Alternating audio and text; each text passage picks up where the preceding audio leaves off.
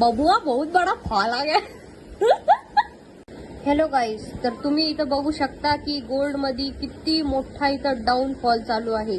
हे मी 1 आवरचा time frame ह्यासाठी दाखवते की तुम्हाला मला दाखवायचंय की इथं किती मोठा फॉल आलेला आहे. हे घ्या, तुम्ही बघू शकता इथं एकदम 1000 पिपचा फॉल आलेला आहे. आता छोट्या टाइम फ्रेमवर दाखवते.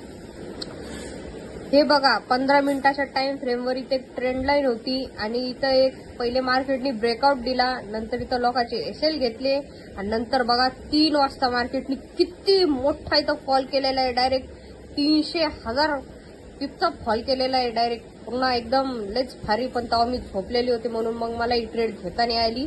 म्हणून मी आता इथं एक 5 मिनिटाच्या टाइम फ्रेमवर ट्रेड बघते.